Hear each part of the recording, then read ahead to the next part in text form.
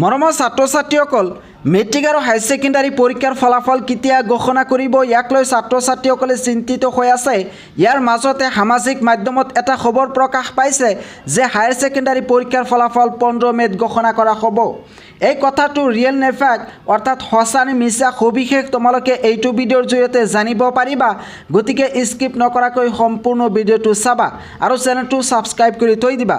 মৰমৰ ছাত্ৰ-ছাত্ৰীসকল প্ৰথমতে তোমালোকক জনাব বিচাৰিছোঁ এই খবৰটো হৈছে সম্পূৰ্ণৰূপে ফেক অৰ্থাৎ মিছা। তেতিয়াহ'লে এই মিছা খবৰটো সৰ্বপ্ৰথম কোনে প্ৰচাৰ কৰিছিল সেয়া তোমালোকক জনাব বিচাৰিছোঁ। খাটাং খবৰ নামৰ এটা নিউজ পৰ্টেল আছে। সেই পৰ্টেলে যোৱাকালি এটা পোষ্ট কৰিছিল যে 15 মে'ত ঘোষণা হ'ব উচ্চতৰ মাধ্যমিক পৰীক্ষাৰ ফলাফল। লগতে এটা ৱেবছাইটে কৈছিল যে হায়াৰ ছেকেণ্ডাৰী পৰীক্ষাৰ ফলাফল 15 মে'ত ঘোষণা কৰা হ'ব। এইটো হৈছে সেই ৱেবছাইট। এই ৱেবছাইটে সৰ্বপ্ৰথম কৈছিল যে হায়াৰ ছেকেণ্ডাৰী পৰীক্ষাৰ ফলাফল 15 মে'ত ঘোষণা কৰা হ'ব। এই ৱেবছাইটটোৱে এই তথ্য প্ৰকাশ কৰাৰ পিছতেই সামাজিক মাধ্যমত এটা খবৰ প্ৰকাশ পাইছিল যে হায়াৰ ছেকেণ্ডাৰী পৰীক্ষাৰ ফলাফল 15 মে'ত ঘোষণা কৰা হ'ব। মৰমৰ ছাত্ৰ-ছাত্ৰীসকল এইটো হৈছে এটা সম্পূৰ্ণৰূপে ফেক নিউজ, এইটো হৈছে এটা মিছা নিউজ।